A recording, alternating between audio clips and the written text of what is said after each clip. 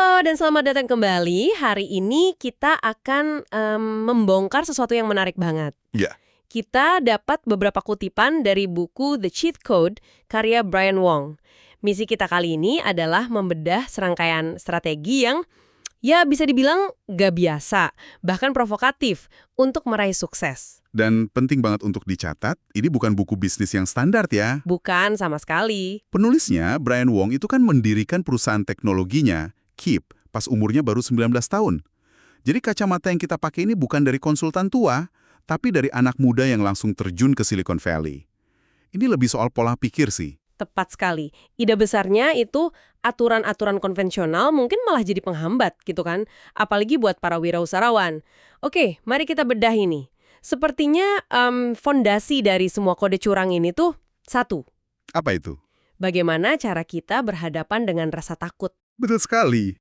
Menurut penulis, sebelum Anda bisa membengkokkan aturan atau melakukan hal-hal radikal lainnya, Anda harus lebih dulu menaklukkan monster di dalam kepala Anda sendiri. Itu titik awalnya. Kita mulai dari cheat 1. Hargai apa yang Anda miliki dan bunuh rasa takut Anda. Ini nyambung banget sama cheat 13. Tanyakan pada diri sendiri, apa hal terburuk yang bisa terjadi? Logika penulisnya sederhana sih. Mustahil untuk merasa bersyukur dan takut pada saat yang bersamaan. Iya, seperti dua kutub yang berlawanan ya. Yang menarik di sini adalah cara dia membingkai ulang rasa takut. Gini, ini bukan tentang nekat tanpa perhitungan. Bukan ya? Sama sekali bukan. Sebaliknya, ini adalah sebuah kalkulasi resiko yang sangat sadar. Dengan mendefinisikan secara spesifik skenario terburuk yang seringkali nggak semenakutkan yang kita bayangkan, rasa takut itu jadi kehilangan kekuatannya. Dia kasih contoh dari hidupnya sendiri yang menurut saya sih cukup ekstrim ya. Coba bayangin deh, dia lompat 4 kelas terus mendirikan perusahaan di usia 19 tahun. Masih muda banget. Mudah banget, masuk ke industri periklanan yang isinya raksasa semua. Motonya, dan ini saya kutip, apa ruginya saya? Tidak ada. Dia merasa nggak punya apa-apa untuk dipertaruhkan dan itu jadi sumber kekuatannya. Nah, dan itulah intinya. Penilaian hal terburuk yang bisa terjadi itu seringkali ujung-ujungnya cuma satu kesimpulan. Hidup akan terus berjalan. Mungkin Anda kehilangan pekerjaan, mungkin perusahaan Anda gagal, mungkin tabungan Anda habis. Menurut penulis, itu semua menyakitkan, tapi bisa dilewati. Ini mengubah bingkai kegagalan dari sesuatu yang menghancurkan hidup jadi sekedar data, sebuah pelajaran. Kedengarannya memang membebaskan, tapi apa ini nggak sedikit meremehkan kegagalan yang nyata? Maksud saya, kehilangan seluruh tabungan, itu kan bukan cuma pelajaran yang bisa dianggap enteng kan? Iya. Gimana seseorang bisa benar-benar berdamai dengan skenario seburuk itu? Pertanyaan yang valid banget itu. Dan penulis nggak bilang itu mudah. Kuncinya bukan pada menganggap remeh rasa sakitnya, tapi pada menyadari kapasitas kita untuk bangkit lagi. Oke. Ini tentang memisahkan identitas diri dari pencapaian. Perusahaan saya gagal, itu nggak sama dengan saya adalah seorang yang gagal. Oke. Selain itu konteks Wong saat itu kan spesifik banget.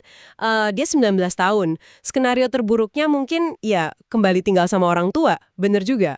Bagi seseorang di usia 40-an dengan 3 anak dan cicilan rumah, tentu skenario terburuknya beda banget. Jadi, ini bukan formula satu ukuran untuk semua, tapi lebih ke latihan mental untuk mengkalibrasi risiko secara realistis sesuai kondisi Anda. Jadi bagi Anda, ini artinya sebelum mengambil langkah besar, langkah pertamanya itu bukan merencanakan kesuksesan. Bukan. Melainkan mendefinisikan dengan jujur dan menerima kemungkinan terburuk dari kegagalan. Ini benar-benar membalik cara kita berpikir ya. Betul? Fokusnya bukan lagi gimana cara menang, tapi kalau aku kalah, separah apa sih akibatnya? Nah, setelah berdamai dengan itu, barulah Anda bebas bergerak. Dan disitulah rasa syukur masuk.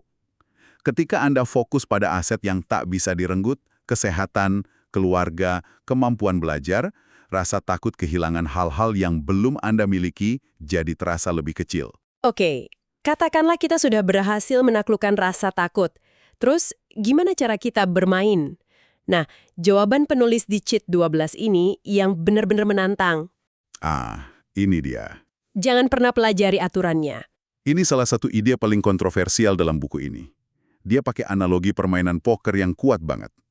Bayangin Anda duduk di meja poker sama pemain veteran. Oke. Mereka hafal semua aturan, semua strategi, semua kemungkinan. Mereka bisa baca gerak-gerik Anda. Benar. Dan menurut penulis, pemain yang paling ditakuti di meja itu bukan master strategi lainnya. Pemain yang paling menakutkan adalah si pemula yang nggak tahu apa-apa. Yang nggak ngerti aturan sama sekali. Betul. Kenapa? Karena langkahnya nggak bisa diprediksi. Dia mungkin akan all in dengan kartu jelek atau melakukan hal yang nggak masuk akal buat para veteran. Dan itu justru mengacaukan seluruh strategi mereka. Sekarang, coba kita terapkan itu ke dunia bisnis. Para veteran investor, eksekutif senior, itu sudah lihat ribuan proposal. Mereka punya formula di kepala mereka. Tentang gimana sebuah ide harus dipresentasikan, gimana perusahaan harus tumbuh. Kalau Anda masuk dan mencoba main persis sesuai aturan mereka, Anda ada di posisi yang lemah. Karena mereka lebih tahu aturan itu daripada Anda. Tunggu. Ini kedengarannya seperti resep untuk bencana, bukan? Jangan pelajari aturannya. Kalau saya mau jadi dokter, atau katakanlah pilot, bukankah saya harus tahu aturannya? Nasihat ini bahaya banget sih kalau diterapkan membabi buta. Anda menangkap poin krusialnya. Tentu saja, ini sangat kontekstual. Brian Wong kan beroperasi di dunia startup teknologi yang esensinya adalah disrupsi. Ide ini ada di cheat 46 yang juga disinggung, be ignorant, jadilah bodoh. Tapi, ini bukan tentang kebodohan harfiah. Ini soal ketidaktahuan yang strategis. Ketidaktahuan yang strategis, maksudnya gimana tuh? Maksudnya, secara sadar memilih untuk tidak terbelenggu oleh cara lama atau praktek terbaik yang sudah ada. Pengalaman penulis adalah asetnya. Karena dia nggak tahu aturan di dunia periklanan, dia nggak mencoba meniru model yang ada. Dia nggak terbebani ya? Tepat. Dia datang dengan semangat murni terhadap produknya. Para investor yang dia temui sudah bosan dengar presentasi yang polanya sama terus. Ketika mereka lihat anak muda ini, yang nggak pura-pura tahu segalanya, tapi punya keyakinan luar biasa pada idenya, itu terasa menyegarkan. Keasliannya menjadi aturan baru yang mengalahkan aturan lama. Jadi apa artinya ini bagi Anda? Ini berarti sesuatu yang Anda anggap sebagai kelemahan, misalnya kurang pengalaman atau datang dari latar belakang yang beda, justru bisa jadi kekuatan terbesar Anda. Bisa jadi. Itu memungkinkan Anda untuk bertanya kenapa tidak pada hal-hal yang dianggap tabu oleh orang lain. Tepat. Ini tentang inovasi versus optimisasi. Mengetahui semua aturan membuat Anda jago dalam mengoptimalkan sistem yang sudah ada.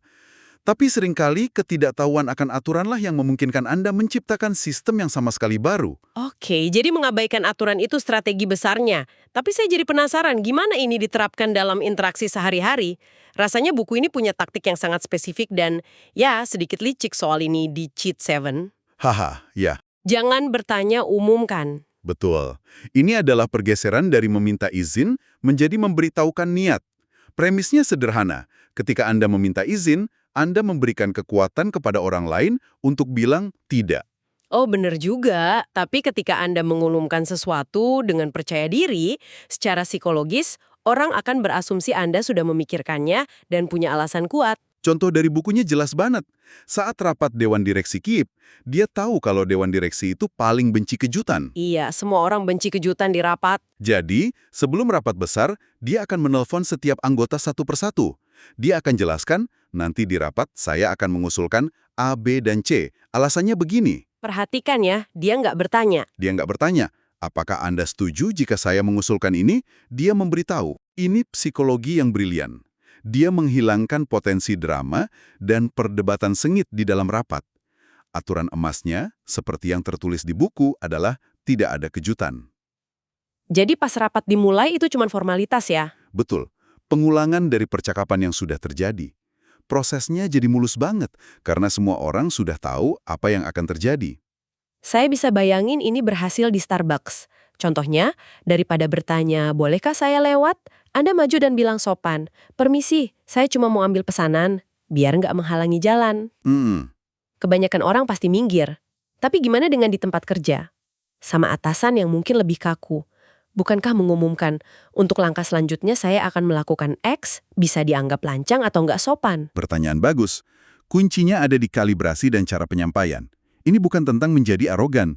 Oke. Ini tentang memproyeksikan inisiatif dan kompetensi.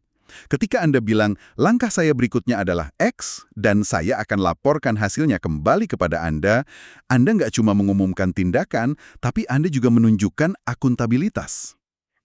Jadi ada lanjutannya. Iya, Anda membingkainya bukan sebagai pembangkangan, tapi sebagai langkah proaktif untuk mencapai tujuan bersama. Tentu, ini harus disesuaikan dengan budaya kerja dan hubungan Anda dengan atasan. Tapi sebagai pola pikir, ini mendorong Anda untuk jadi pengemudi, bukan penumpang. Oke, ini masuk akal. Sekarang mari kita beralih ke salah satu cheat yang paling provokatif. Yang ini ya. Cheat 5 yang nasihatnya secara harfiah adalah untuk membuat orang kesel. Judulnya memang terdengar buruk, tapi penulis langsung kasih klarifikasi. Ini bukan tentang jadi orang brengsek atau menghina orang lain. Bukan ya? Bukan. Ini tentang memiliki kepedulian yang begitu besar terhadap sesuatu sehingga Anda bersedia menyuarakan ketidaksetujuan dengan penuh semangat, bahkan jika itu menciptakan ketegangan. Idenya adalah bahwa sikap apatis atau selalu setuju demi menjaga keharmonisan itu nggak akan membangun rasa hormat. Benar. Terkadang menunjukkan bahwa Anda cukup peduli untuk tidak setuju adalah bukti bahwa Anda benar-benar terlibat. Itu menunjukkan gairah. Yang menarik adalah keefektifannya sangat bergantung pada satu hal. Niat baik yang dirasakan orang lain. Niat baik, oke? Kalau orang tahu Anda tulus peduli pada kualitas produk atau kesuksesan misi, mereka akan lebih mudah memaafkan ledakan emosi atau argumen yang tajam. Contoh klasiknya Steve Jobs dan masalah antena iPhone 4. Ya, antena gate. Respon awal Jobs kan sangat defensif, tapi pada akhirnya pasar memaafkan Apple. Nah ini dia, menggunakan Steve Jobs sebagai contoh itu bukannya sedikit curang. Gimana tuh? Dia kan seorang jenius yang sudah membangun bank emosional yang luar biasa selama bertahun-tahun. Kalau saya, seorang manajer tingkat menengah, mulai membuat orang kesal di rapat, bukankah saya cuma akan dicap sebagai orang yang sulit diajak kerjasama dan akhirnya dikucilkan? Anda benar sekali. Ini adalah cheat code level ahli dan risikonya tinggi banget. Tinggi ya? Sangat tinggi. Anda nggak bisa begitu saja masuk kantor hari Senin dan memutuskan untuk mulai membuat orang kesal. Ini hanya berhasil kalau dilandasi oleh dua hal. Pertama, rekam jejak yang konsisten menunjukkan bahwa kepedulian Anda adalah untuk kebaikan bersama, bukan untuk ego pribadi. Oke, itu satu. Kedua, dan ini yang paling penting, Anda harus benar-benar punya argumen yang kuat. Anda harus benar. Gairah tanpa substansi itu cuma kebisingan. Jadi ini bukan soal cari-cari konflik, tapi tentang tidak lari dari konflik yang memang penting. Ini tentang passionate dissent, atau perbedaan pendapat yang berapi-api, bukan sekedar jadi pengganggu. Tepat. Pelajaran bagi Anda bukanlah buatlah orang kesal, melainkan jangan takut pada ketidaksetujuan yang konstruktif. Kalau Anda benar-benar yakin pada suatu gagasan yang bisa memajukan tim, menyuarakannya dengan kuat, bahkan jika itu nggak populer, bisa jadi lebih bernilai dalam jangka panjang daripada diam demi kenyamanan sesaat. Itu membangun reputasi sebagai orang yang punya integritas dan kepedulian. Baiklah, mari kita coba rangkum ya. Kita sudah membahas fondasi keberanian yang dibangun di atas penerimaan skenario terburuk. Benar. Lalu, keuntungan strategis dari ketidaktahuan yang disengaja untuk mendobrak aturan-aturan lama. Kita juga membedah taktik mengumumkan niat untuk menunjukkan inisiatif dan nilai dari ketidaksetujuan yang tulus untuk menunjukkan kepedulian yang mendalam. Yang menarik adalah bagaimana semua ini saling terkait, bukan? Ini bukan sekedar kumpulan trik, tapi sebuah filosofi utuh. Tepat sekali. Benang merahnya adalah keberanian yang otentik. Entah itu mengabaikan aturan, mengumumkan niat, atau bahkan berdebat sengit, semuanya menuntut Anda untuk percaya pada visi Anda lebih dari ketakutan Anda akan kegagalan atau penolakan orang lain. Ini tentang menempatkan misi di atas konvensi. Betul. Sekarang kami ingin meninggalkan Anda dengan satu pemikiran terakhir untuk direnungkan yang menyatukan semua yang telah kita diskusikan.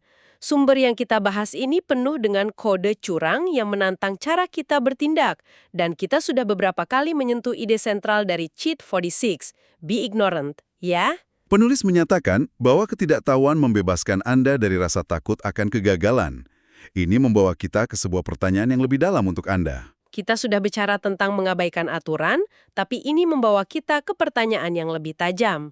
Coba pikirkan sejenak tentang pekerjaan atau proyek Anda saat ini. Di mana Anda menarik batas antara ketidaktahuan yang strategis, yaitu secara sadar memilih untuk tidak terkontaminasi oleh cara lama agar bisa berinovasi? Dengan sekedar tidak siap atau lalai. Tepat. Pengetahuan atau aturan tak tertulis apa di bidang Anda yang sebenarnya merupakan belenggu, bukan panduan? Dan kapan menjadi bodoh adalah sebuah keuntungan, dan kapan itu adalah sebuah kecerobohan yang berbahaya.